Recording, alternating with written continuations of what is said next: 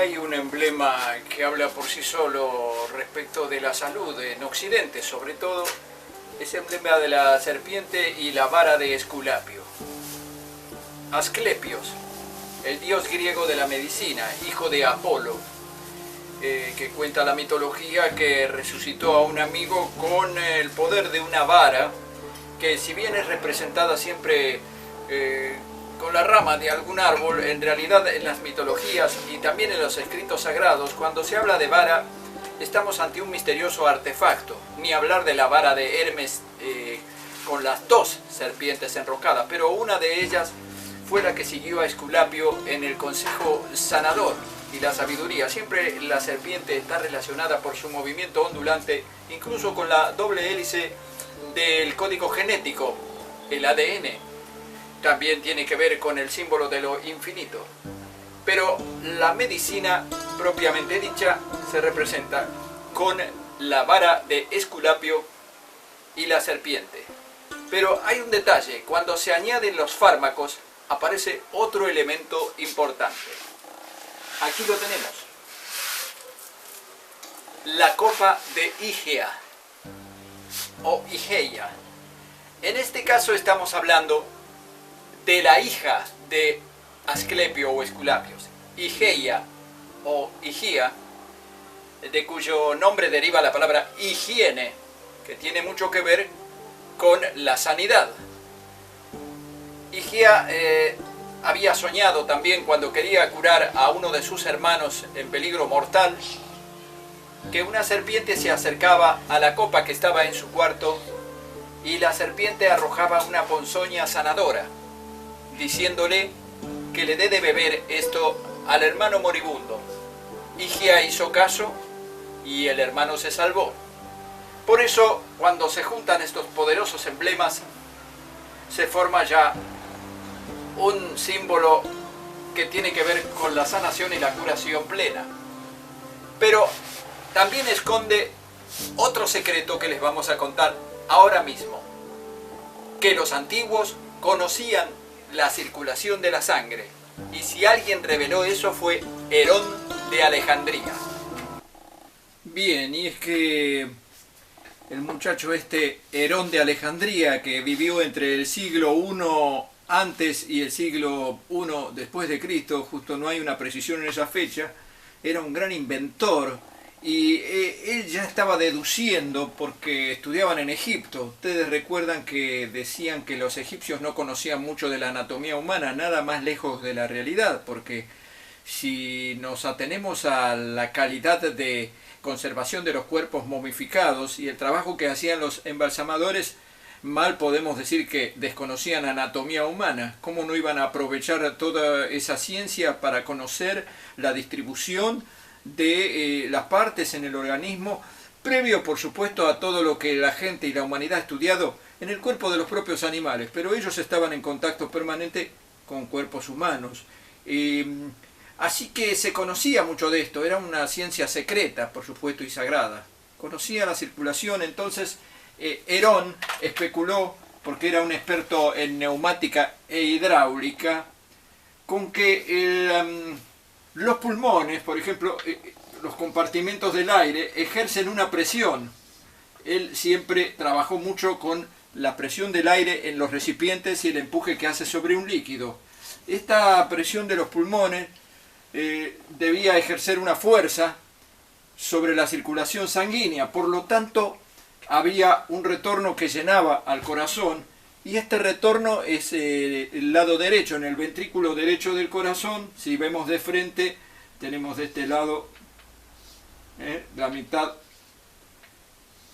derecha del corazón, aquí, y la mitad izquierda, aquí. Por acá viene el retorno venoso de todo el resto del organismo, y luego se empuja de nuevo a la circulación pulmonar para que se oxigene, y viene para el izquierdo, y de ahí sale para el resto del cuerpo a través de la gran arteria que es la aorta. Es la circulación menor y una circulación mayor que va a todo el resto del cuerpo. Herón entonces había propuesto que una fuente que constaba de una copa cargada con el líquido, sometida a la presión del aire, la ley de gravedad, ¿no? El aire empuja este líquido por este caño y va a un recipiente inferior. Acondicionaba un botellón que tenía también aquí líquido. Supuestamente la sangre humana iba circulando porque había una presión en el ser humano ocasionada por los pulmones. Decía Herón, no conocían la fuerza contráctil propia del corazón bombea. Los antiguos pensaban que era la respiración misma que provocaba la fuerza neumática. Lo cierto es que de aquí hay una compresión al recipiente inferior y hay un recipiente en el medio a mayor altura, también con agua, sobre el cual descargaba con otro conducto lateral el recipiente inferior al del medio. Hacía fuerza sobre el líquido que está en el medio y esa fuerza la empuja hacia arriba y ahí constituía la fuente. Lo vamos a entender bien cuando veamos la que armamos nosotros de plástico. Pero yo quería en realidad tener una finalidad de homenaje en este informe para el doctor Magufuli. Magufuli, lo voy a escribir ahí para que lo busquen en la web y vean por qué. Resulta ser que era presidente de un país africano, médico además, y trató de cuidar la salud de su pueblo y luchó contra lo que bastardeó la Organización Mundial de la Insalud, que ha bastardeado a este símbolo tan milenario, que es el que estamos nosotros estudiando ahora. Este símbolo tan milenario está en el emblema de la Organización Mundial de la Salud, pero está bastardeado. Se apoderaron de lo que le pasó a Esculapio. A Esculapio había logrado curar y hasta decían resucitar a algunas personas. Entonces Zeus, el príncipe de los dioses, recibió una queja de Hades, el que estaba regenteando en el infierno, digamos, ¿no? El de Hades se quejaba porque no llegaban muertos. ¿Qué pasa? Resulta que había un tal Esculapio que estaba evitando que muera tanta gente. Entonces Zeus tuvo que tomar una medida para que no siguiera ocurriendo eso. Le llamó la atención a Esculapio, pero Esculapio seguía curando y como desobedeció medianamente, Zeus lo fulminó con un rayo. El doctor Magufuli también terminó con un rayo de Zeus. Y les cuento por qué. En la antigüedad, los antiguos griegos, cuando alguien sufría una muerte súbita o infarto de miocardio, decían que lo había matado un rayo de Zeus. Así que va el homenaje en esta alegoría del informe para ese hombre. Y bueno, vamos a ver cómo armamos nuestra fuente de Herón, no sin antes mencionar que decían que descubrió la circulación sanguínea el inglés Harvey en el siglo XVII, y bueno, él lo comprobó haciendo presión en las venas de los brazos, dio una demostración, pero al principio no le creían, siglo XVII ya, y le tomaban el pelo y lo llamaban, mirá, ahí va el circulador, se reían, el circulador, circulator. Resulta que Harvey tenía razón, pero ya los griegos y los antiguos chinos, los que sabemos de medicina oriental, estudiamos el Wan Ti Nei Kin So Wen, el texto del emperador amarillo, y ahí ya se habla de la circulación. Pero no los aburro más, el verdadero sentido de esto era el homenaje a Magufuli y ver cómo hicimos nuestra fuente. Desperdicios. Algunos envases de plástico que vienen con el agua que compramos de consumo, los recortamos. Estos son de 6 litros. Algunos de ellos lo hemos cortado al medio y usado como copa para hacer una fuente. La fuente de Herón. Pero vamos a revelar el misterio entonces. El envase de abajo tiene que estar vacío. Usamos uno rígido, bien rígido. No usamos de este mismo material porque se expande un poco y pierde presión. Ya verán por qué. Tiene que estar totalmente vacío. El envase del plano medio está totalmente lleno. Y la copa, por supuesto, totalmente vacía.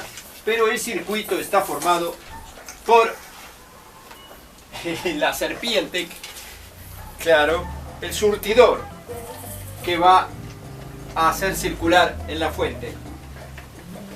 Tenemos un vástago con un tubo que va hasta el fondo, un sifón, y un tubo corto, dos tapones, el grande aquí, en el medio,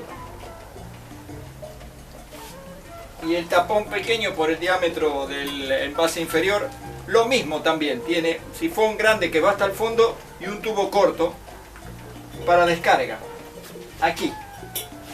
Todo esto tiene que estar perfectamente conectado. Aquí está la copa y aquí está la descarga. Esta descarga va a ir al envase inferior, aquí,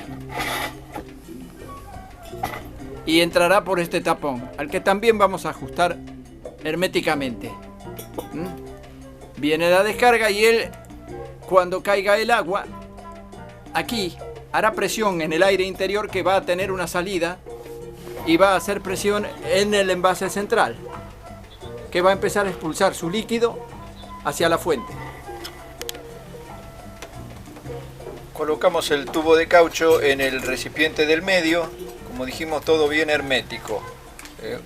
Tiene un cañito que viene desde abajo y llega hasta el fondo del envase, y arriba la salida, la manguerita blanca serpentea literalmente por nuestra maqueta del ofidio, que va a ser de surtidor, y por su boquita va a salir el chorrito de agua que va a recircular. Luego lo forraremos con alguna piel de serpiente disecada que va a quedar muy bonito. Ahora hacemos el cebado, quiere decir, cargamos la copa con un cierto volumen de agua que ya está empezando a bajar al recipiente inferior, que estaba totalmente vacío, pero cuando comience a recibir líquido, el aire comprimido en su interior saldrá a hacer presión al recipiente del medio. Así está ocurriendo. Seguimos cargando y va a haber un momento en que el empuje ejercido en el recipiente del medio, la cisterna central, va a empezar a subir por el conducto serpentino. Ahí está, y ya sale por la boca prolijamente el chorrito, como ustedes pueden apreciar, y realimenta el circuito. Vale decir que por un rato largo este sistema va a seguir andando por sí solo, sin consumir ninguna energía eléctrica ni máquina de bombeo, más que la ejercida por la presión atmosférica y la diferencia de niveles de los recipientes. Aquí está bajando el líquido hacia el inferior, que estaba totalmente vacío, pero ahora está comenzando a tener líquido, presiona su aire, y este aire escapa por la manguerita que estoy señalando, ingresa al envase del medio y empieza a empujar al líquido que previamente ya estaba cargado allí y que va a surtir la fuente, cuya salida lo hace en la manguerita serpentina. Nosotros hemos armado con un alambre rígido y un tubo de protección de cables de electricidad esta maqueta. Con una masilla plástica modelamos la cabecita y bueno, lo vamos a decorar lo mejor posible para que esto sea más presentable y digamos un poco más lírico. Aquí ya es otro aspecto. Hemos conseguido la piel, la disección de una pequeña boa, y hemos revestido nuestra maqueta, que tiene por supuesto en su interior el conducto, y aquí una copa que imaginamos de cristal de Murano decorado con hojas de pan de oro, y la vara de Esculapio que tiene la pequeña serpiente con esta figura casi poética, mandando el elixir sanador a la copa de Igeia.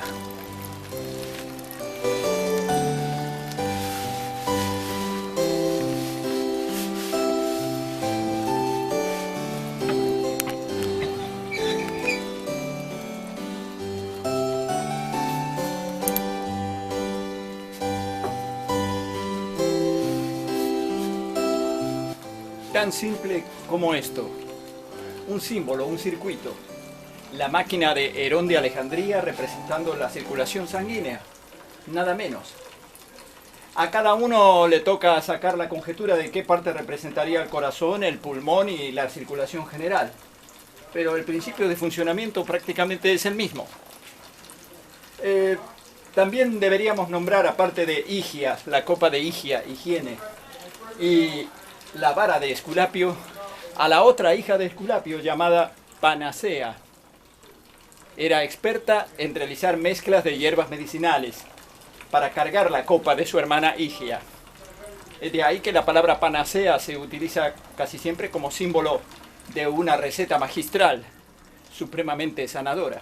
Lo que está buscando hoy día la humanidad para muchos otros males nuevos que ha creado el hombre, tal vez. Lo cierto es que si estos conocimientos se tenían en la antigüedad, ¿por qué se perdieron? Porque se creó un oscurantismo creado por las religiones.